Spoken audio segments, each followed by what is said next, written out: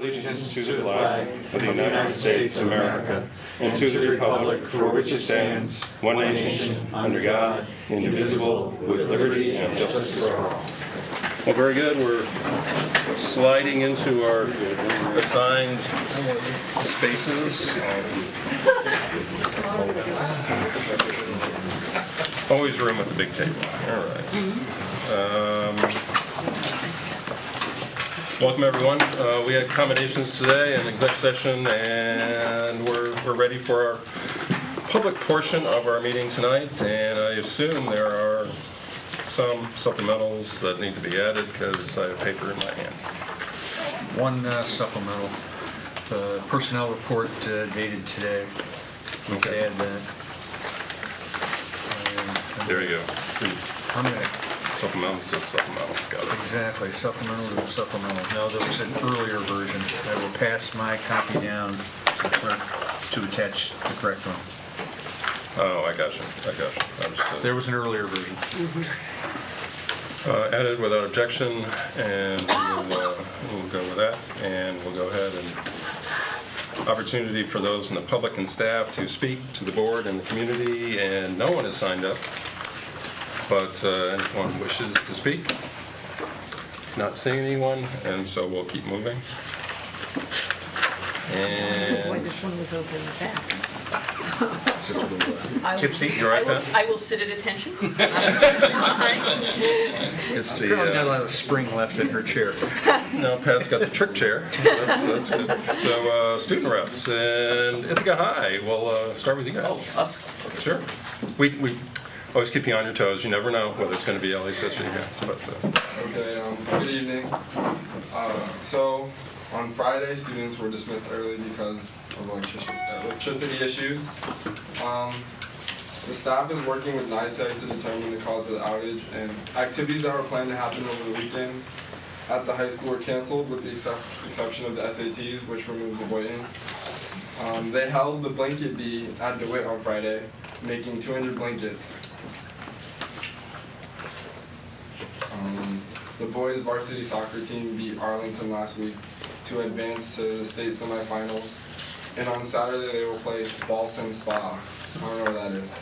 And if they win, they will play in the national championship or the state championships on Sunday. And African Latino Club is taking a trip to Harlem to attend the historically black college and university fair. okay. On October 23rd, Culp was overflowing with both people and music as our successful collage concert took place. The band, orchestra, choir, and chamber groups all showed off their musical prowess, and there were rave reviews from the audience.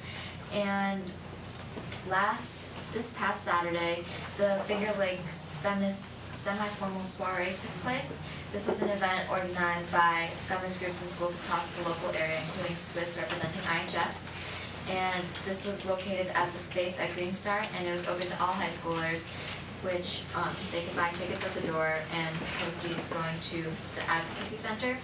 And not only was this a great opportunity for students across schools to mingle and share ideas about feminism, it was also the debut of a new Finger Lakes feminist group sort of collaboration, which we hope to see more events from in the future. And this last Monday, the staff of the Tatler had the opportunity to attend the annual Columbia Scholastic Fall Convention in New York City. They attended seminars led by journalists and advisors from prestigious magazines, and they learned about specific elements of journalism, speech, and even poetry. All of them said it was a wonderful learning experience and a chance to hone their craft and make the Tatler an even better student newspaper than it is currently. Okay, and NHS put together a program, blood drive, last Thursday, which is also where they worked with the Red Cross. And throughout the school day, students and teachers came in to give blood in activities. The original goal was about 19 pints, but the Red Cross actually left with about 24 pints of blood, which is a lot, enough to help about 72 patients in need. They were very happy that NHS actually reached out to them, and they're definitely going to be coming back for more. Good or bad thing. And then last weekend, our Model UN team won at the annual Hilton Conference, winning the coveted Best Large Delegation Award, beating their longtime rival, Brighton High School. Over half of our delegates also came home with awards such as the Best Rookie Delegate and the Best Delegate Committee. And the Brain team is having their annual trivia night on November 17th at the IHS cafeteria with teams up to 5 people, which can be students or teachers. It's about $10 per person, where snacks and pizza is offered. And there will be prizes for the winning teams. The proceeds will go to the Brain team, so they can do such a great job with these tournaments all over New England. And that's all we have for you this evening. Great, thanks, Ithaka. LECS. Good evening. So it's reaching the end of cycle 1, which is the equivalent of the first quarter at ACS, and so teachers are writing evaluations for their students. And that ends this Friday. And last time I was here, I talked about the pecan sale. That has since ended and was a success. We fundraised about as much money as we did last year, which is more than we expected because it was going pretty downhill when I talked to the teacher, so that's good. And stay tuned for more fundraising news because we do a lot of it because we need money. Yep. So 6 staff members went to a conference of the Coalition of Essential Schools. So this is a network of schools that are at the forefront of creating and sustaining personalized, equitable, and intellectually challenging schools all around the nation. We've been a member for 25 years, and so the principles of the coalition guide a lot of our school philosophy and policy. In more fundraising news, this Friday there's a square dance being hosted.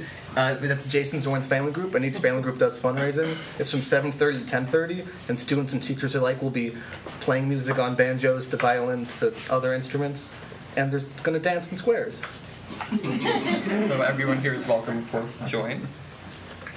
And then our site-based council is working on allocating special funds to supporting projects that further the goals of our plan, our development plan. So yeah, that's it. Very good. And square dance is at the gym, correct? Yes. There you go. Yep, I Great. should have said that.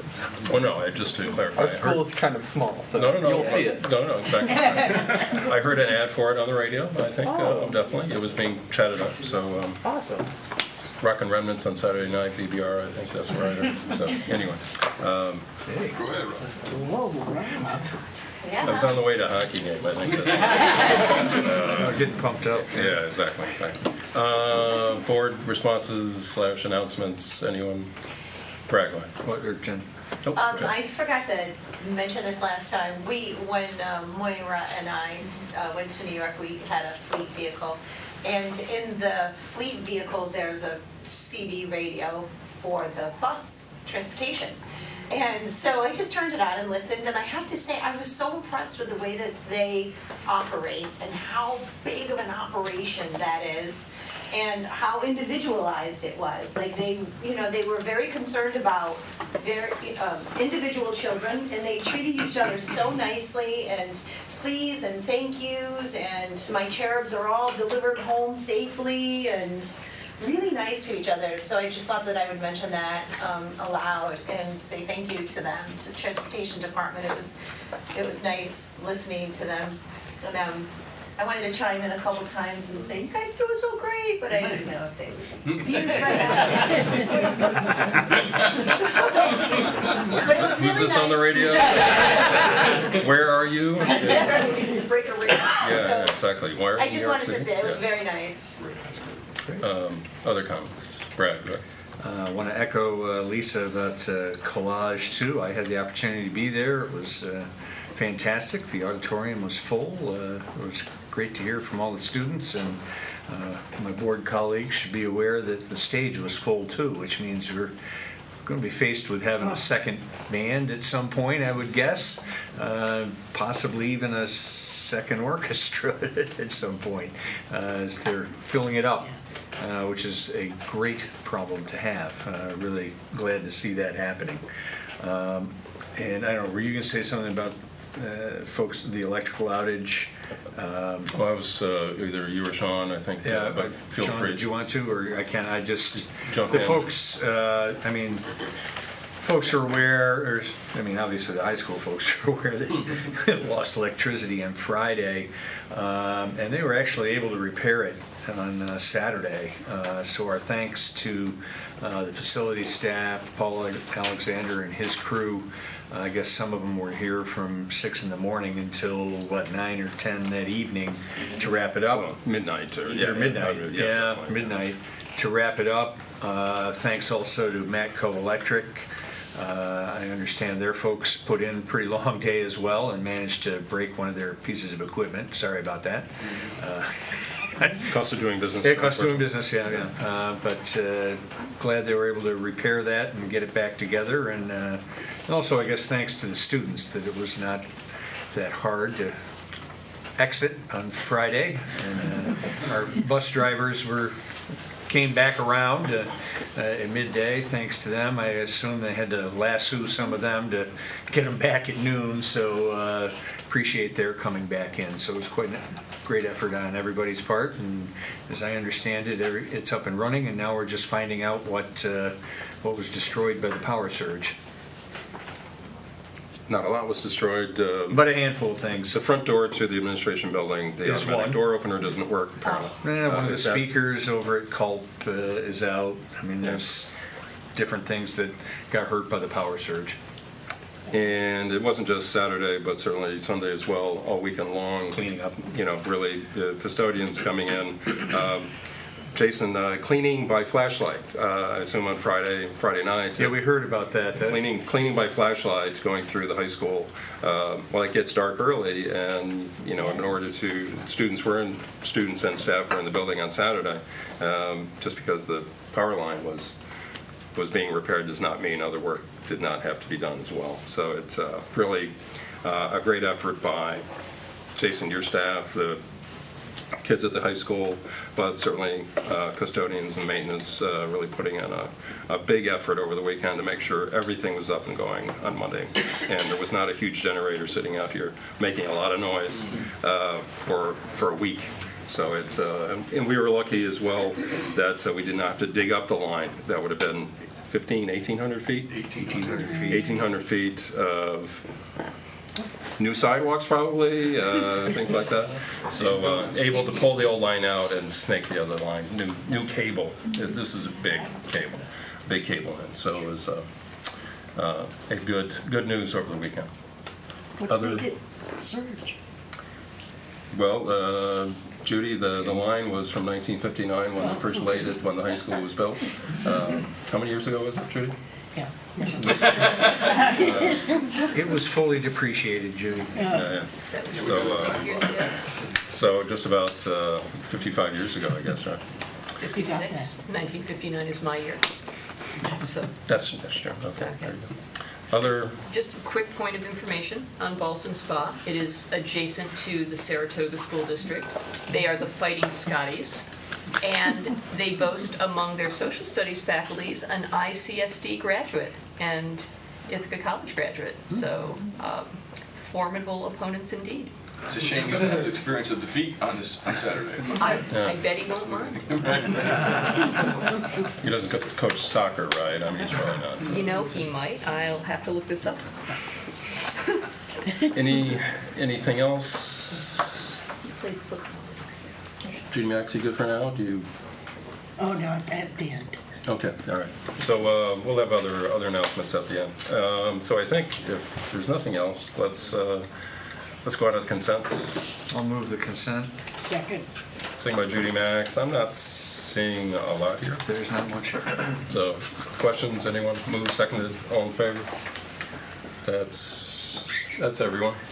Thanks. And Dr. Brown. Thank you, Mr. Andrews, for this. Right over to you.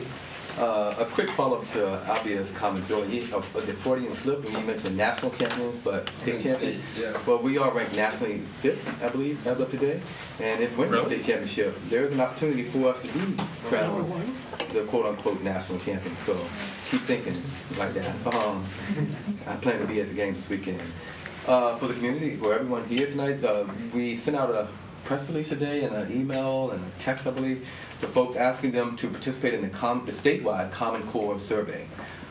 It's important for folks to look at that survey, take that survey. It's on the top right corner of our website.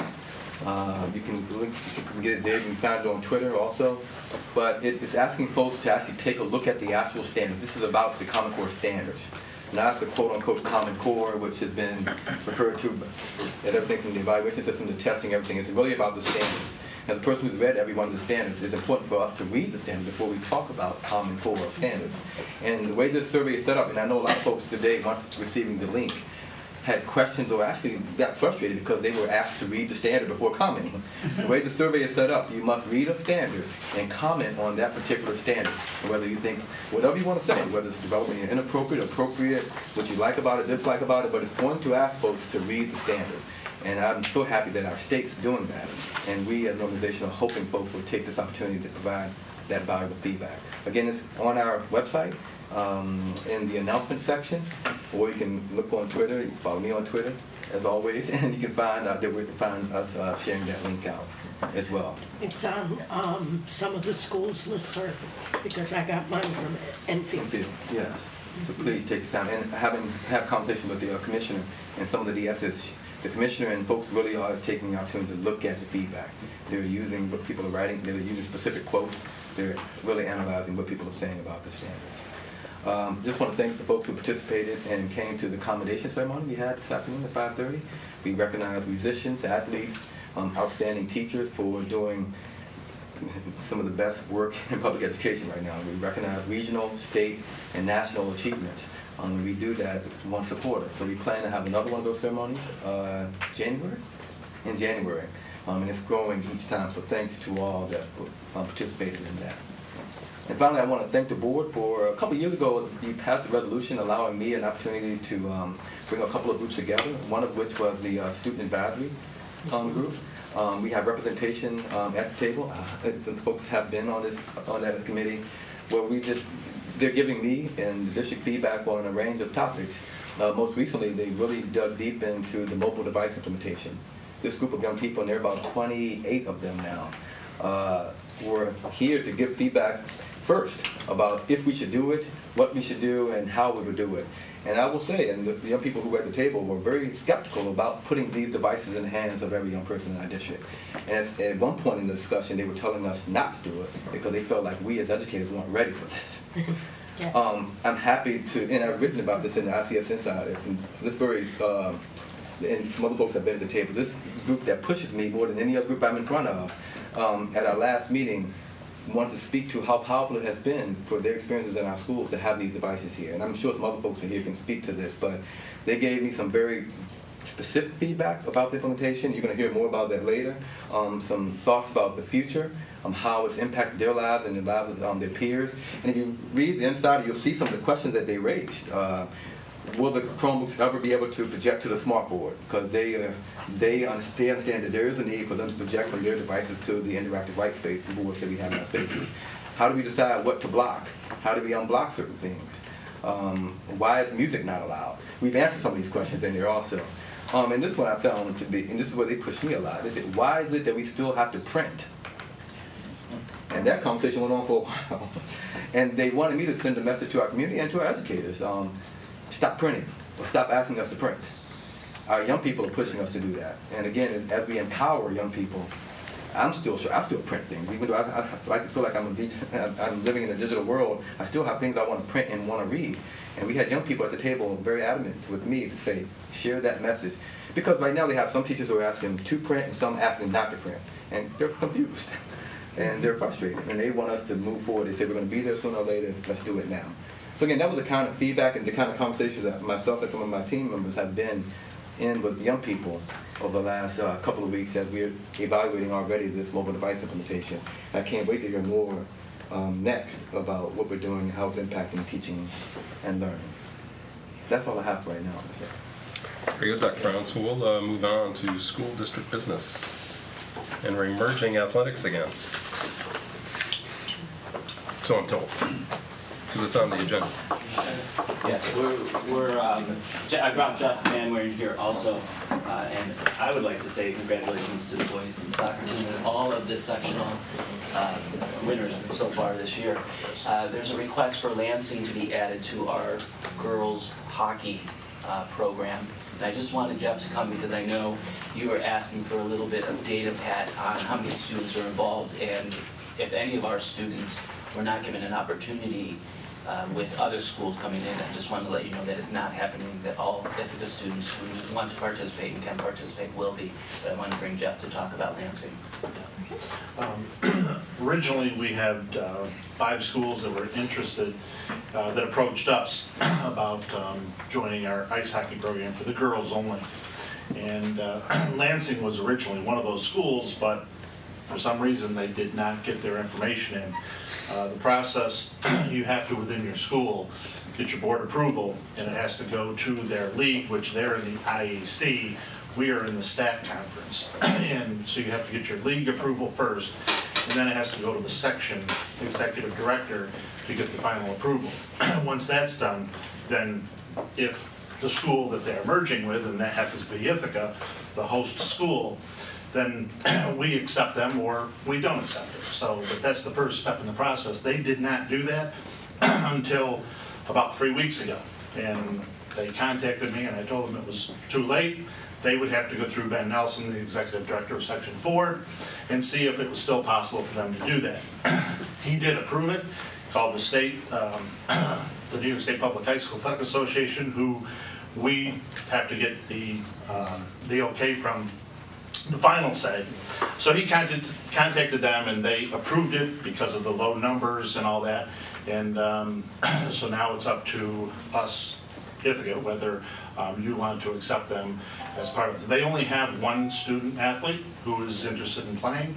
And as Mr. Brown said, we are relatively low numbers. At first I was not sure we were even going to be having a team because originally about 2 weeks ago we only had 4 students signed up here at Ithaca. But throughout the next 2 weeks, Coach was able to contact a number of those students that had been interested and got them cleared medically and okayed to participate. So now with the merger, we have 14 to 16 students that are now eligible. And if you're familiar with hockey, they should have at least 3 or 4 lines to rotate in. So, without those, it would really be very difficult for us to continue with the program for the girls, is my belief. So, Is it just Lansing? No, we already approved. We have Trumansburg. We did approve Dryden. However, Dryden, the one person, decided not to participate. She's on a club team. We have Union, Endicott, and Windsor. Those were previously approved. Now we're just adding Lansing is another school. So far. It's not our. I'll move acceptance of the Second. merger. Second by Judy Max.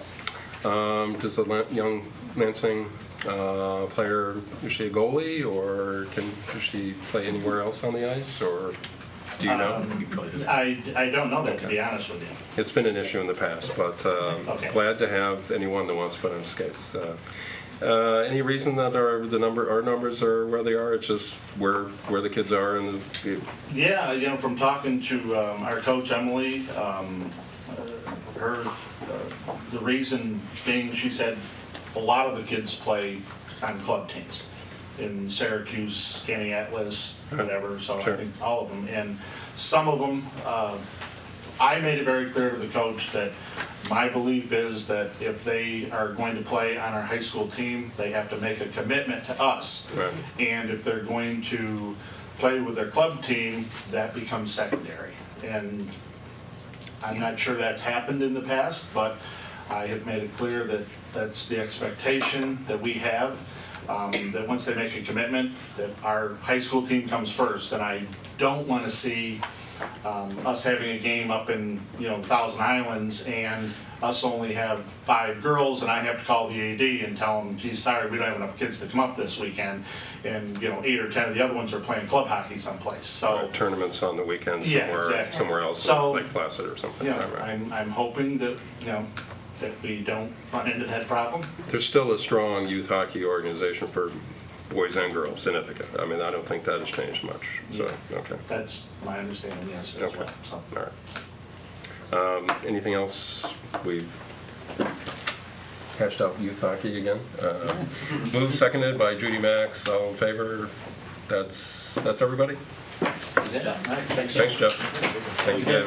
Congratulations on the soccer team. They are unbelievable. I've watched a lot of sporting events and athletics, and I'll tell you what, the Ithaca boys soccer team is unbelievable. I mean, the skill level is really noticeable when you see all the teams that they played, and I enjoyed watching them. So we'll go down to Middletown and hopefully win too.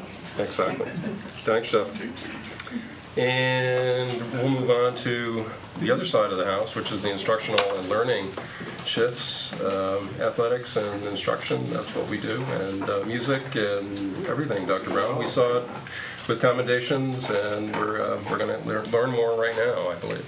We have the break. Yep, so I'm going to have Zach and Keith really take the stage, and while we get everything set up and turned on, I will note that Zach recently forwarded me a list of very thoughtful questions from the DeWitt PTA.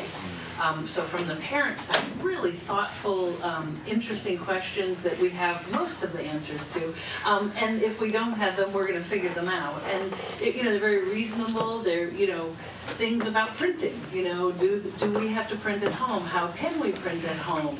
How do we cut and paste? Really great questions. So we're happy that the parents are really getting engaged in a thoughtful way of how they can support their students using the devices and how that works at home. So I'm going to let these guys take it over because they're in the school seeing what's going on.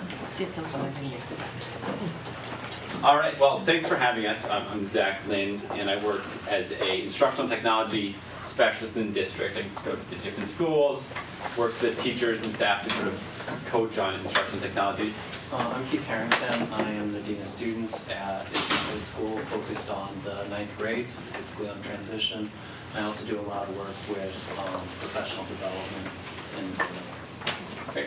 So in September, I was here and we talked about the Chromebook rollout and what that meant and a lot of the logistics. One of the things we want to talk about today is what that meant in terms of instructional shifts. And when we talk about that, one of the ways I want to sort of frame that is I have 2 small children, 2 and 4, and when they see technology, they get my iPhone or iPad, they latch onto it and they start going to town on it. And it's entertainment, right? They enjoy that, and then I take it away and we go read a book or something. And oftentimes we think of screens with kids as entertainment. Kids in front of a computer entertainment game. But one of the things that I've noticed that's really profound and different is we're doing some phenomenal instructional work using these screens, using these technological tools. And we sort of have to rethink about what that means. So we're going to take you through some of the things that are going on. And just keep that in mind that it's about instruction and it's about what's going on in the classroom. So we have a couple of statistics to get started with. Real quick. Over the last year or so, we've had almost 2 million files uploaded into sort of our Google Drive cloud system. About 150 Google Docs, 1,000 Google Docs created. If this is our top sites are Google Docs, Google Classroom, Google.com, looking at Google Drive. Cool Math Games, I guess that one is Ithaca School Tool, Google site. So a lot of really important instructional tools that teachers and students are using daily. And again, it's a great little chart because it shows that it's really centered on learning and sort of active engagement. And then over 3,000 devices are in use. And at any given time during the school day, we have about between 900 devices active and up to even like 2,500 devices at a given moment. So the first thing I want to talk to you about, and this is a big buzzword going on throughout education right now, is this idea of flipped classroom. And I just want to go over a few key things. We hear a lot about flipped classroom. The Tadler, by the way, had a really good article the other day for that. So nice job there. I didn't catch who wrote it, but I want to find them because it was really well written and thoughtful. But here's the idea of flipped classroom. A lot of times, I taught social studies. We talk the 4 causes of World War I, and I say it right there. 1, 2, 3, 4. Me saying it, someone else saying it, it's almost interchangeable. So the thought with flipped classroom is maybe give the students a video to watch, send it home with them, and then give them an assessment. We can now embed questions in videos and get instant feedback so that when my students come back to the door, I know who knows about those 4 causes, and I know what I can then do with it. And so the idea is students watch the video ahead of time on their device, and now they come into class active, and the teacher knows where the students stand walking in the door. And so what I want to say about flipped classroom that's so important is it's not so much about the technology that we're using in the flipped classroom, it's really about what that shift allows the teacher to then do in terms of instruction. Maybe it actually has nothing to do with instruction or with technology once the students come into the classroom, but that technology enabled the teacher to find out where those students are at and sort of and then give them that basic content. Now they can do something really important with those 4 causes. They can have little focus groups, they can do papers, whatever it is, but they can now have more time in the class. And that's all what we're talking about with flipped classroom. But the key is freeing up some time in that instructional model when you're in there. Yeah? Can you just take 30 seconds to explain to me what it looks like, the immediate feedback to the teacher? Is it sort of like a record? Yeah, they go on and they... yeah, we have a slide for that in just a moment, Okay. but I'd be happy to, the idea is that we can, yeah, we'll show it to you in a minute. Thanks. So that's the idea behind the flipped classroom. I'd encourage you to, if you're interested, ask more questions later on or seek out some more information, and the Tabler's article is also really good. A couple other things to know, just real quick. Google Classroom is a tool that hundreds of teachers are using in the district. I was talking to some of our high school representatives earlier, and they were saying pretty much every teacher uses Google Classroom in some form over at the high school. Here's the idea behind this. Students create their documents, then they can submit them digitally. They just click Turn In. Now, once they hit Turn In, they can't edit or change that document. The teacher can then provide assessment, they can provide feedback, and then the teacher can return it. The Google Classroom gives them a chance to sort of send documents back and forth, and it really has increased accountability across the board. Teachers and students say it's great because they can see where that document is, who has it, puts a name on it, sort of the dog ate homework excuse sort of goes right out the window there. So that's been a huge shift, and then what's nice is students have a central location. They can find all their due dates and all of their assignments, and teachers can keep track of it. That's Google Classroom, and it's one of the top tools that teachers are using right now. All right, so I wanted to show you some examples of some really cool things that are going on out there right now. One of these things that I like to call is dynamic grading. And a student submits a document to Google Classroom, but then let's take a look at what exactly happens. If I can, could you go back one and click on that link, please? Ah, I missed it. Right there. So this is a middle school teacher over at the I don't know why high school, that. or over at Do It, or It's on my Boynton. screen. Is that your screen? It's on my screen. It's a PC. Never gonna let that go. Am I getting better? Your timing was very good, Dr. Brown. It was working before you came in here. Yeah.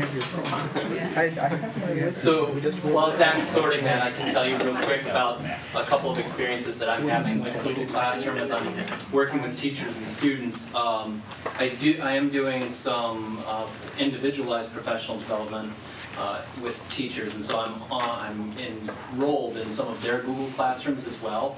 And just to see, I think one of the things that stands out to me the most about Google Classroom is how it's able to continue the discussion outside of the classroom.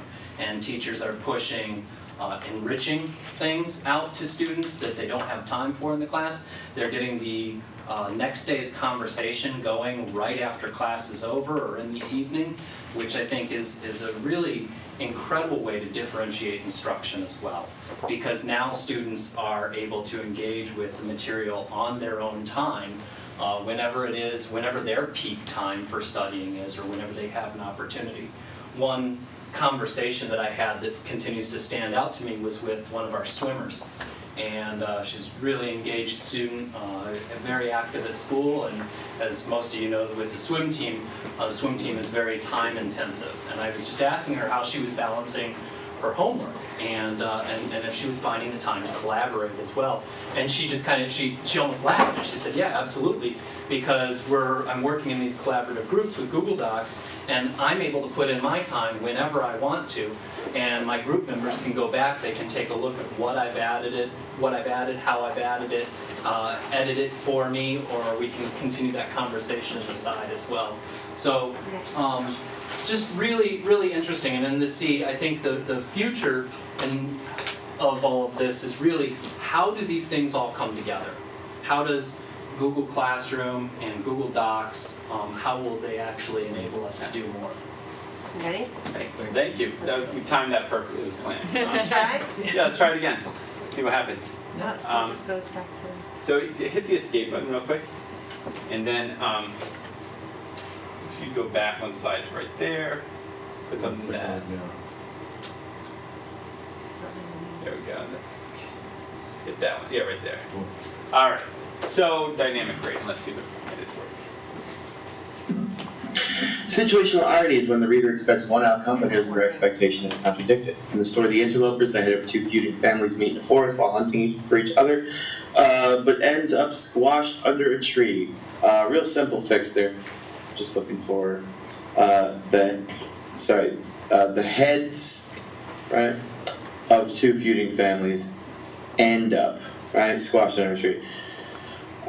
The Interlopers is a good example of situational irony because the reader expects the cooperation of the new friends to bring their survival, but the cooperation brings their death instead. I think in order to talk about their cooperation, in your summary you need to mention that when they're squashed under the tree, they resolve their differences, right? That's a very key point.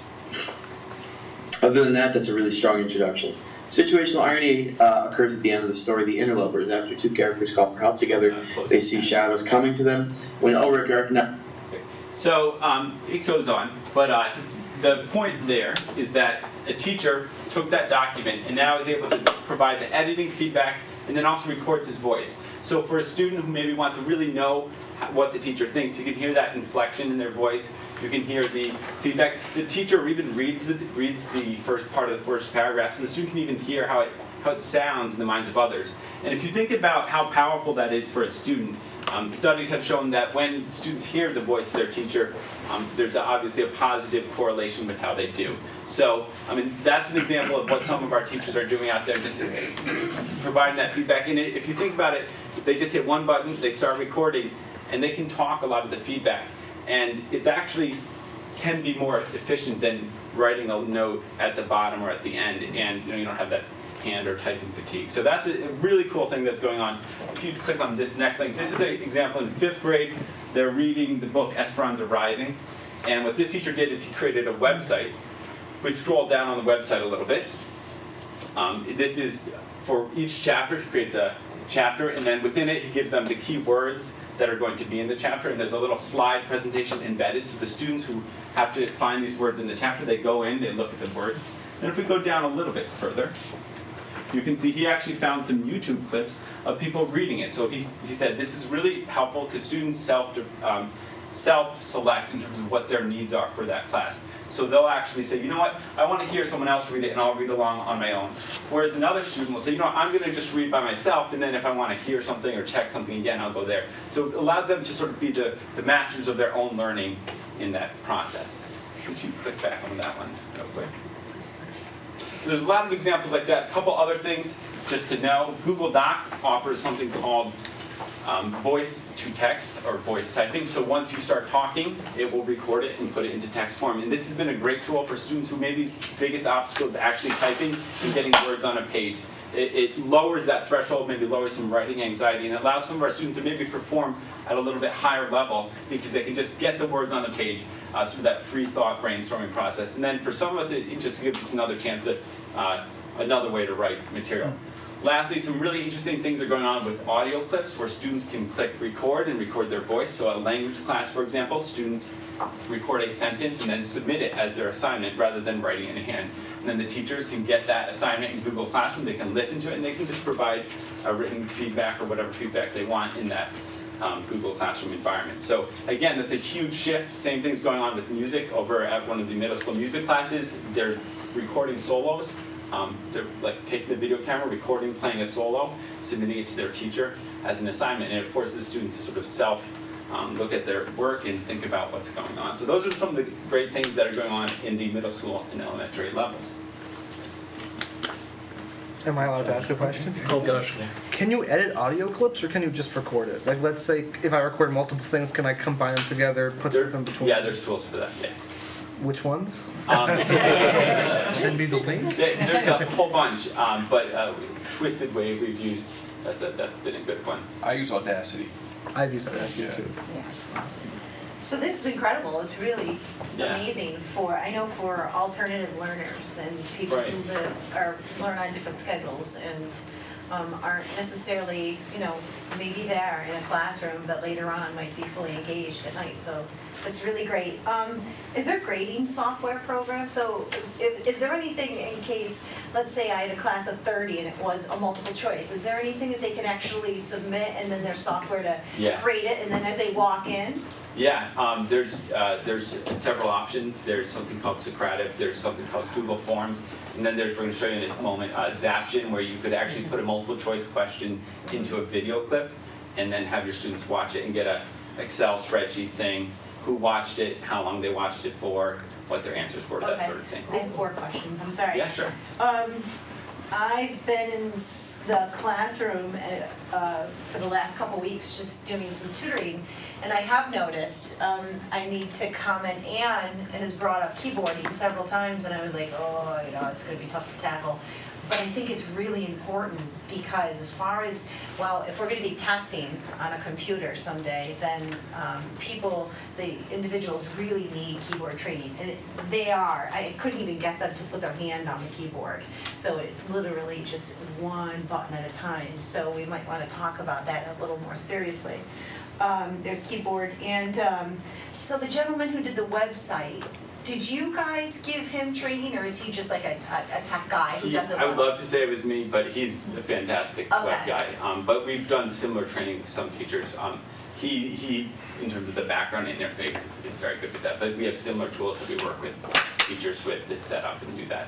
Okay, thank you. So I'll actually jump off of that point too, because one of the big things that I'm excited about at all levels, but at the high school level in particular, is you can go to the next slide, thank you, is authentic engagement and the ability for students and staff to learn together, because there's something about the technology, I think, that makes it an equalizer, and where we might be a little bit self-conscious about our content or our pedagogy, there's something about the technology that I've been observing in classes and seeing teachers and students learning side by side.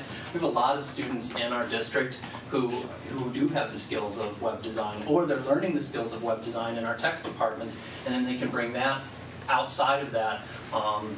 But there's a lot of really great things like the Google Classroom right now, where it's easy enough to just get started that you can be functional with it there and then improve it as you go. So those things are really cool.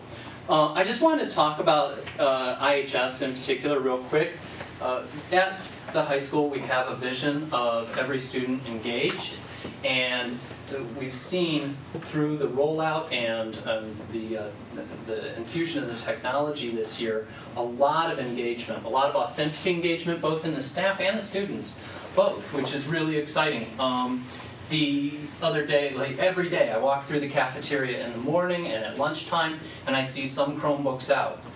And students are leaning over, they're pointing things out to one another, they're collaborating around the table, they're working on a Google Doc. Zach pointed out some different ways that teachers could edit a student's work, but students are also helping one another by editing each other's work in Google Docs, sharing the documents together, and getting that formative assessment and formative instruction that has historically been more difficult to get things back in a timely fashion. Right now, we're writing, we're editing as we go, and getting that authentic engagement. The collaboration has been incredible. One of the things that's really interesting is that I don't walk into classrooms and see 32 Chromebooks open. Some classes you do. In other classes you walk in and the teacher has one person in a collaborative group has the computer and the other group members are talking, and there's this discussion because only one person has control of the document at that time. Students, the idea that I gave you earlier about students being able now to collaborate when it is best for them to learn, when they have the time to think and reflect at all hours. And if you have 4 students in a group, one student might be a morning person, one student's a night person, one student works best during their study hall, and one student is on the ball during class, and all of their collaboration gets put into that document and comes out. The staff's been collaborating as well, and at the high school we've really been focused on trying to model. So one thing that Mr. Trumbull has done is he's pushing out videos called Engaging Moments each week. And in those, he's really flipping our faculty meetings, where he's pushing out information ahead of time that can be dealt with, digested, and then brought in, and we get a starting point where we know what everyone has been exposed to, and we can jump off from there. Just like in the classroom, what we're seeing is that in the faculty meeting, then that allows us more one-on-one time, where people have digested the information, they're coming with questions, they're coming with deeper levels of questions and analysis that they want to know what's the next step, and we can really work there. The same thing is true in the classroom, and Zach alluded to that as well. That one of the things that the flipped classroom, flipped learning allows you to do is it gives you that one-on-one time. Because now, instead of me standing in front of the class and having to address all 32 of you with the same information, you've had that information, you've had an opportunity to digest it, and now I can get around to the groups and I can give you the feedback that you need. Really, I think if I was going to say anything about it, it's 21st century differentiation. It's really empowering students to know when, where, and how they learn best. And I think that the future of this is astronomical as we start to realize what does it mean now that our students have all of the world's knowledge at their fingertips. Now what do we do with it? Where do we go from here? And how can we combine a facilitator's mindset with things like Google Classroom, Google Docs, and the information that's out there? One thing that we've talked about, and I know that there's some interest in, is Zaption. And if you show me the next one. One of the things that we did before the last faculty meeting, and we wanted to talk about flipped classroom. And we wanted our teachers to start having a discussion about what can we do with it. So we found a video, and this is another thing that I should say, is there's multiple ways to do it. We can quickly create our own video, or we can find a video that works. In this case, I did the latter. And we put in a couple of questions about it. The first question up here is small, but it just is quantitative. How many of you are flipping your classroom already? How many times have you done it?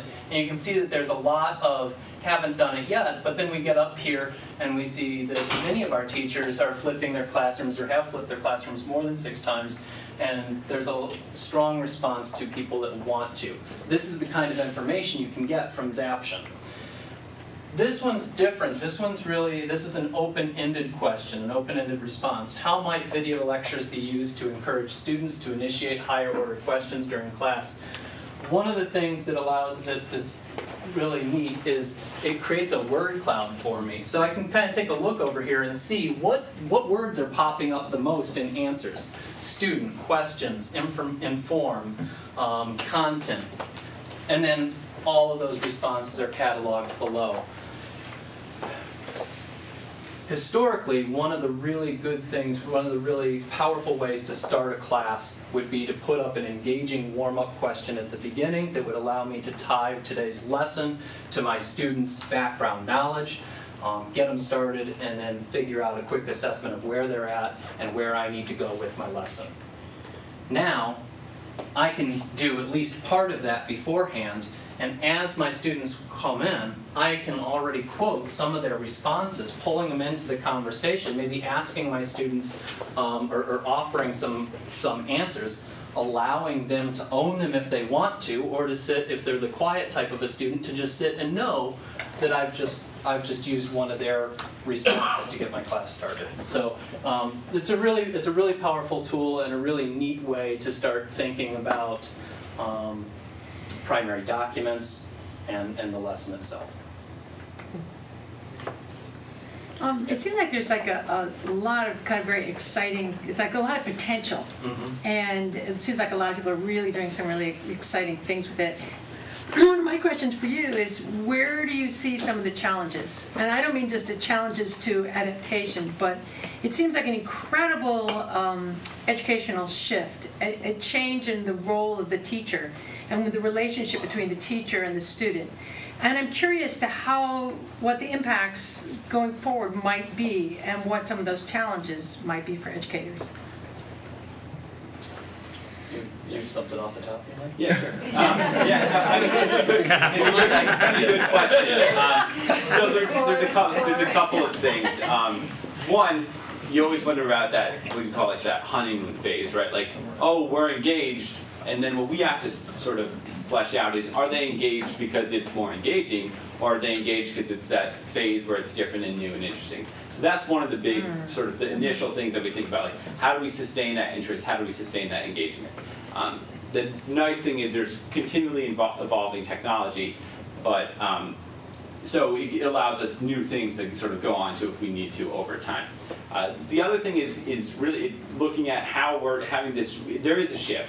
So it's making all of our stakeholders aware of what that shift means. You know, our students, the students that when I started teaching, you know, not like about 10 years ago, they learn differently now. Students look for a YouTube video as their first point of how to learn something. So we sort of have a responsibility to learn how our students learn and meet them in that direction. So the big challenge is getting all of us on board as a collective organization and group to think about those things and have these conversations of, you know, how do we shift our teaching style? How do we shift to the students that are coming up, you know, kindergarten, first grade, second grade, who have always known an iPad, don't know what that phone is with the thing that turns around. You know, I had that conversation with my daughter about phone lines. Why do they exist? Good question. I don't know, right? So there's no easy answer, but the answer really is just by having these conversations and really thinking about what that means instructionally for everyone. And well, sorry, there's other questions, and I'll weigh in. You guys any other question? I have a question. Because I want to respond to this before we move away from it. Yeah, I was going to kind of the same thing. Go ahead, Sean. So as someone who's been in education and is still an educator, I might answer slightly differently, that the role of teacher actually hasn't changed. And think about my 20-something career in education, going from chalkboards to whiteboards with dry erase markers was a technological innovation. The first time I got a projector that actually could take acetate to throw up on the screen was a technological innovation, right? The first time my students got a VCR and I went from a VCR to a DVD player where I can record my own DVDs, right? A DVD recorder changed the game for me because now I can pull content off the TV the night before and play it the very next day. So my point being that all these things for me were tools to help facilitate learning. Where the facilitation is slightly different given what our students bring to us, but good teaching is good teaching and it's good facilitation. And so for me, whether it's an iPad that my students use sometimes, not use others, whether it's Google Docs, which they're doing collaborations on or not, I feel like my role has been the same for the most part. Can I respond to that? Question with a question? Yeah, of course. Yeah. One of the issues that in the, say, the math where they get flipped and the teaching takes place as a video, and then you go into the classroom and you do the work, the role of the teacher is truly flipped, and I think that is truly that to me is actually kind of a radical shift. And I'm saying good teaching has always been dynamic in that way for centuries. If you come to my classroom, it was flipped as well, just that they were doing reading at home and not doing reading in the class. Right, but they had to come read the content to be able to be engaged in the dynamic thing that we're doing that day.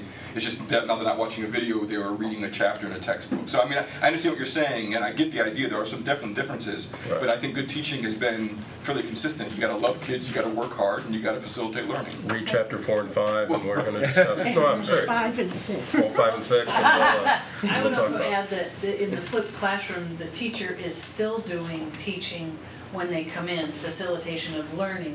It is by having that flipped classroom, it's enabling you to be more individualized and differentiated, and that's the shift. And so I think it oversimplifies it to say that there's teaching in a video and then work in the classroom.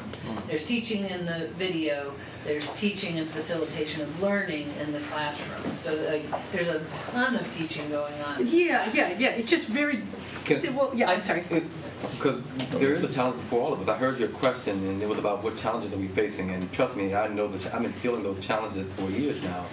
It's coming down. We all expect to see an experience like the one we had, and we, including we were all very successful in our experiences. And the folks oftentimes that we are talking with are folks who've been very successful in school and wanted to look somewhat like it did when they were there. And everyday people, I'm saying to folks, it's going to look completely different, but it's still good teaching and learning. And I struggle, and a lot of folks I talk with every day. And for us as a leadership team now, we're going to have to face those questions and be able to say the same thing what Sean described, but it's going to look very different from you with your PhD, having gone through the same system very well. We have a student that wants to speak too. Well, I just want to, with all this learning and differentiation, the PD that's involved and what that looks like, because that's going to be a huge factor. Yeah, I mean that goes hand in hand. It's it's a multi-year process. We probably over the summer and last spring and now into this year we've had hundreds of teachers through in terms of everything from how to use the basics of a document, from the very core base to, hey, here's a flipped classroom. How do we edit a video? How do we take it to the next level? So we've been offering those, and we'll continue to offer those to the teachers. I'll also say that I think some of the most important professional development happens when Keith goes in a classroom, when Zach goes in a classroom. So Zach spends most of his time in schools with teachers in classrooms. Okay, I went to this thing this summer, I can't quite remember what you said. How do I make this work, or what is it on the ground? And I would have to say an awful lot of PD is going on when a student says to a teacher, hey, here's a way to do this. So I think so talk about a shift and a challenge is traditional. Come to a room and get PD, we've already learned that. That's why, instructional coaches are so important. So, both Zach and Keith, no matter what their name of their job is, they are coaching teachers to move in this direction. And I just want to be real clear that I think the majority of it too is leveraged by the technology. What we're talking about is exactly what Sean said. It's just good teaching. It's good practice is what we're focusing on. And the new technology gives us a platform to get in there and do that as well. Comment? Question? Go ahead. So if you're shifting the reliance on technology, how do you keep students who don't have wireless service or internet involved still? Yeah, so the Chromebooks have what's called offline mode, and there's a couple videos that are available even on that first screen that they go into on how that works. And what happens is it will sync all of their Google Docs and slides, and they can even download a video to their device. So while it's not, you don't bring wireless to, I live in rural Brooktondale, it's not a wireless hotbed by any stretch of the imagination. And so I understand that. And so if a student were to sync all their documents, they back it up, and they can work on them in offline mode. And then as soon as they come back onto our network, it should sync back up. So while that doesn't provide them that exact 100% access, maybe they had nothing before, and at least we're getting them that first step of the way. Obviously, there's some access issues throughout, but it's the one way we can take a step in that direction. So there's a challenge I've noticed, and then I have a question. So I'm a teaching assistant in a journalism class. So there's a middle school class, and I help teach for community service credit. So it's a group of like 7th and 8th graders, and they use the Chromebook slot, and there are pros to it. They can help edit each other. They can share it with me, and I can give them notes. But some of the cons, like there's certain games and things that they play. Is there a way for me to give you like a link for you to block that? Or like there's a lot of distractions that they do during class that I have to, because I have to tell them to, hey, can you please stop doing that? And sometimes they don't listen to me. So if you could block it, that'd be nice. Yeah, no. So there's ways to do that. I'm not the person. I'm not the individual that does that, but it's certainly technologically possible. But it's a two-part thing. It's also creating the framework within your classroom, the dialogue of expectation. Just like when we had students, when I come up around the classroom, I want to see you on page 37, answering these questions in your notebook, having similar conversations with your students. When I come around and I look at your Chromebook, I want to see your Google Doc as the open tab. I don't want to see these other things. So it's a two-part thing. But they still have tabs open with these things, and I'm like, hey, can you close that? And they're like, no, I don't want to. We can work from there, and then it's also. The answer's in the inside also. Let your teacher know which sites to block. We're doing this daily. So, and your teacher will let IT know we're going to block them. Sounds good. Yeah. That came up in the other. I thought you were supposed to engage 7th and 8th graders. Go ahead, Fred. Go ahead. Curious, now that we've done a rollout to all of them, all of the students, and the state seems desperate to have somebody do state exams on computers. Are we in a position to do that? The answer is yes. We are in a position. And I believe we're going to pilot some this year. I don't know. Zach and Keith weren't going to answer that one. That's I love the look, right? I can feel it. Yeah. So yeah, we're piloting this year, correct? Not across the district. Yeah, but in a couple of places in grade level. So we have the capability. One of the few districts right now have the capability to do it all. So we're ready, but the state isn't. Is where it's at. Yeah. Could I bring That's up no that surprise. point that Jen brought up about the keyboarding? Because I think part of being ready to take a computer exam is being able to type quickly. So we have been teaching keyboarding in our district for years and years and years. And there are, as technology has improved, the programs for teaching it have improved. And then finding the correct app that will work in the classroom. So it's always a challenge and it's always evolving, and I'll share more of that with the curriculum committee, but it is not that we've never taught keyboarding because, I mean, when I went to Ithaca High School, there was typing class. So, we've always had that. It has shifted where it happens. So, like, it used to happen at the high school, and now we have programs that we have sometimes first and second graders using, and I can't remember the name of it, slam dunk keyboarding, and you get to play a little game after you hit the home row, right? So it happens in various ways. We don't have one set way. Again, teachers are finding things that fit into their classroom and into their day, and now that we have more consistent devices, we're going to be able to be more consistent. If I could add, I'd be remiss if I didn't share my experiences with online testing. Dr. Lando was a part of this too. I was in charge of technology and assessment in a district, and we did online testing with 14,000 kids about 11 years ago. And we were one of the first in the state to do it. And I heard everything from kids that are going to perform poorly, and at that time it was really high stakes. The SOL test. Poorly because it's a new format, they won't be able to type well, all those things. What we will learn when we do this here, well, one, handwriting is an issue right now also with testing. So it actually helped when there's still a 3-hour window to take an assessment for. So if you're typing it one letter at a time, that's better than some of the scribble young people were putting out there, which was affecting their grades. Two, and in our state, just like in Virginia, we haven't moved to complete short response and essays. It's still multiple choice, and clicking C is not so hard. So there are many benefits, and what we found is our scores went up. It was much more efficient. We got the scores back in minutes. Why our state is about 12 years behind, I don't know. And we have built the infrastructure to support this when the time is right. When we do this, and I can say this now, and I couldn't say that when I was talking to thousands of teachers about a decade ago, because I didn't know what would happen. I can say this now. We're going to love it when we do it. And keyboarding skills, and that won't make a bit of difference when we do it. And I'm not going to say any more about it, but just trust me on this one. I'm just thinking, even when I took my GREs, it was all online. I just realized that was 10 years ago or 15 years ago now, right? So it's funny that we're this far behind.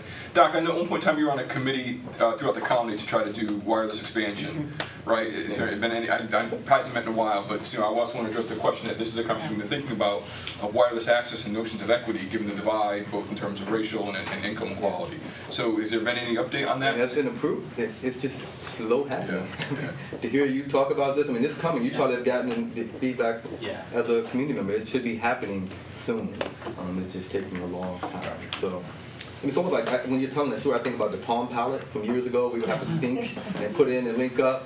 But over time, that transition, it just happened. So I see the wireless access as being something that will happen sooner than later as we are patient.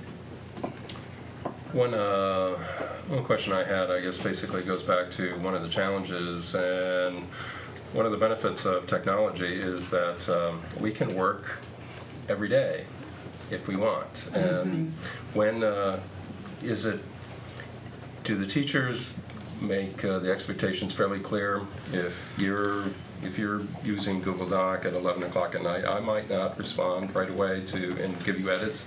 You can work there's no barrier. That's one reason I can take my whole work and put it on a computer and carry it around with me, and I could work all weekend if I wanted to. I don't want to do that, so I've been resistant to carrying my work with me. But with technology, the work can go with us and go with our staff. And so, what are the expectations in the classroom? Is, you know, there's great apps, and I can get feedback right from my teacher but when do we stop working? When do we start working again? I mean, I think that's like what we were talking about everywhere else, Joe. I think it's very differentiated. I think that from what I've heard, teachers are clear about what their expectations are and when they will respond and when they won't respond.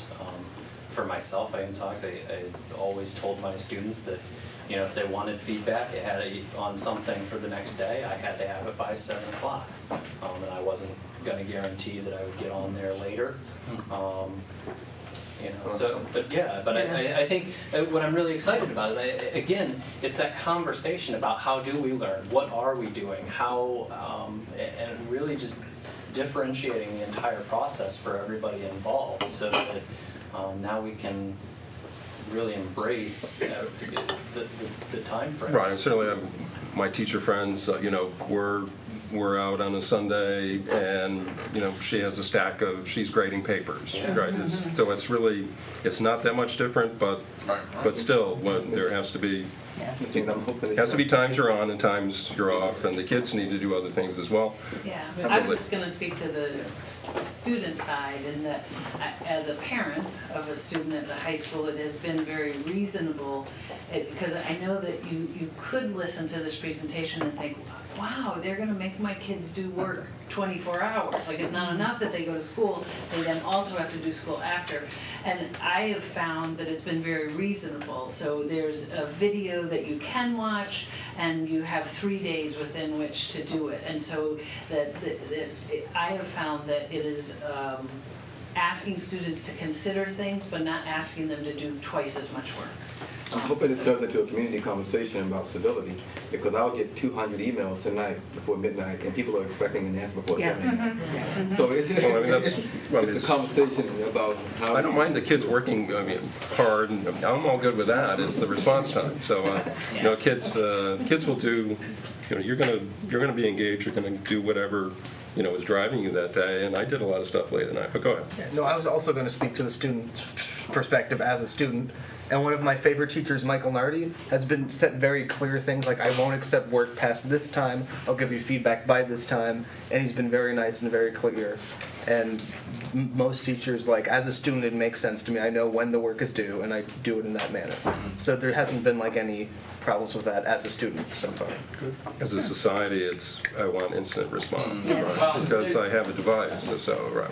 There's also like all these like instant feedback for multiple choice. Like you can have a link, the student clicks on the link and they take the multiple choice right there, and it grades automatically, which gives you the instant. But if you automate that grading process, then it can, over time, as we adapt to that technology as teachers, give us the opportunity to get that feedback without having to sit and circle C or cross out D for a Sunday afternoon. So that may allow us to then focus and go more in depth on that paper, or sort of change the grading styles. So that, but again, it's right in with that conversation of how do we use that time. I appreciate that. Other question, comments? Tremendous discussion. Great. Thank you, Zach. Thank you all. Thank you, Keith. Great job. Thank you both. Thank you, Jason. Good job, Jason. Great input from the student reps.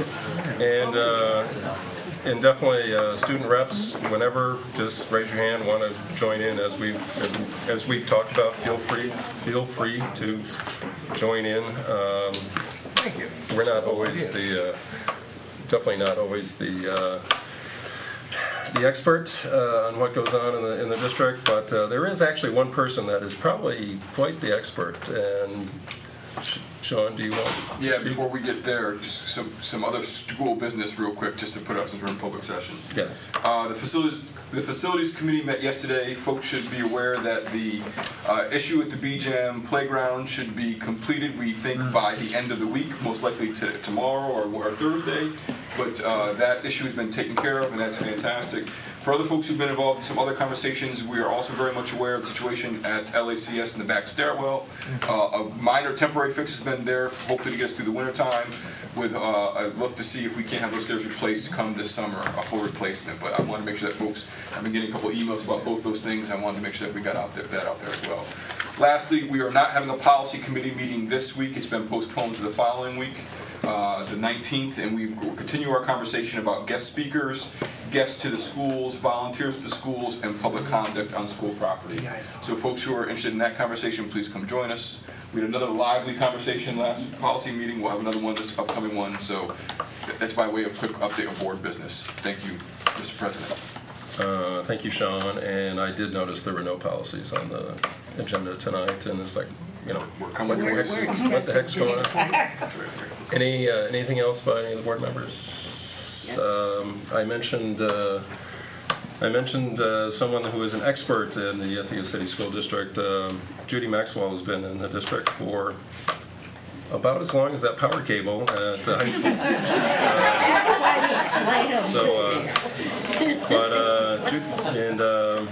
That not only is just a measure of longevity, but Judy Maxwell, I will turn the floor over to you. Yeah, I came to the district in '66 to Caroline School as a 6th grade teacher, so it's been almost, well, it's a half a year short of 50 years, and I don't like to talk about it much. But in the 50 years, I've been connected to the Ithaca City School District in some capacity, 37, 38 years as a teacher, and 10 years as a board member, and at other times as a secretary, affirmative action, counselor, whatever. I'm coming here tonight to resign, effective Thursday the 25th, the day before Thanksgiving. We are moving to Michigan, and there is a Kalamazoo where we're going. So it's a college town, much like Ithaca, larger in some, 4 colleges. What I'd like to say three things. First of all, to my colleagues, to the teachers that I've taught with, I learned a lot, I loved a lot, I had fun a lot, and I did maybe some mischievous things. Okay. To the board members that I've served with, I have enjoyed it greatly. I have made friends. We are a very close-knit group. We work very well together. There is no animosity except basketball teams, and I'm always right on that. But the major thanks that I'd like to give are to the students I taught. I learned from them. I taught from Caroline to BJM to Bell Sherman and to Boynton Middle School, so it couldn't be more diverse than that. I love the age that a lot of people really don't like, and that's the 11, 12-year-old. I love them. So I thank the district.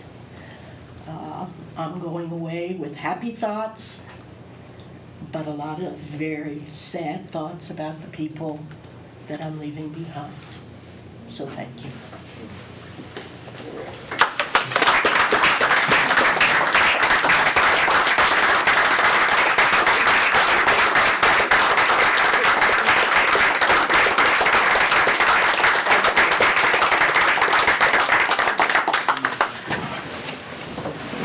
Anyone want to follow up that? If I may? Go ahead. So,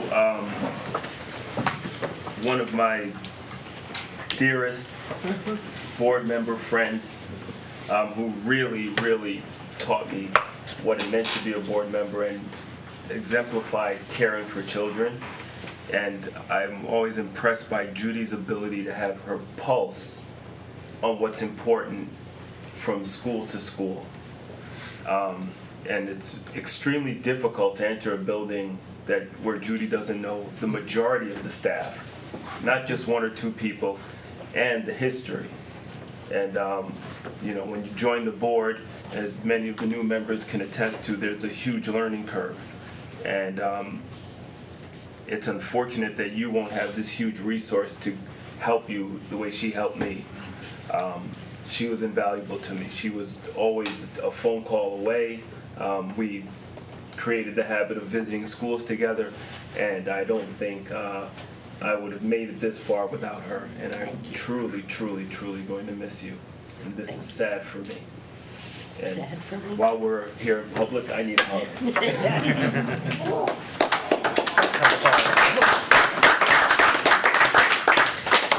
Dr. Brown, I'm not sure who we're going to assign to go to Wegmans to get the scoop on what's going on in the district. That's Somehow I think Judy's still going to be there. But be a hologram or whatever. It'd be tough to, Chris, what you said was it'd be tough to follow Judy or Chris, but Judy, you've taught our child. As someone who studies the history of Ithaca City School District, I'm amazed when I go back through the archives and see your name pop up time and time again, but a half a century can do that. And so, as Chris said, I've enjoyed our 7 years on the board together, and you will be missed more than you know. You have left a legacy, and that's one of the greatest compliments I can give. You've left a legacy. Thank you for your time and service. Thank you. anyone else? Well, Judy Max, you are.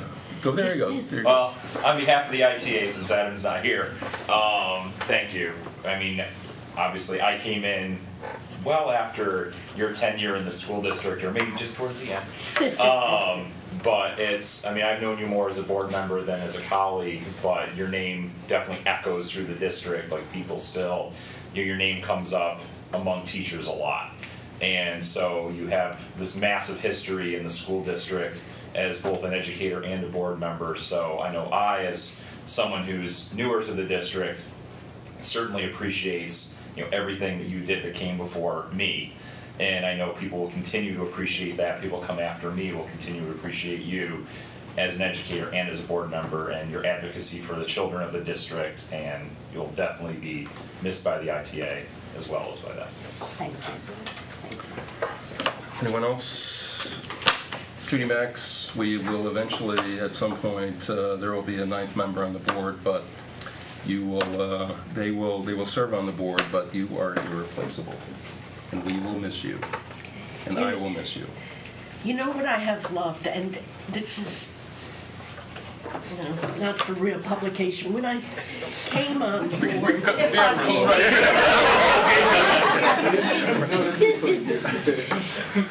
I was the only female, and I was the eldest, and so my job as matriarch has continued. But during that time, I had to remind people sort of frequently that we weren't in the locker room in exec. But I have still served as the matriarch for as long as I've been on here, and I've enjoyed that. Yeah. A role you played well. Yes, I did. So, Judy,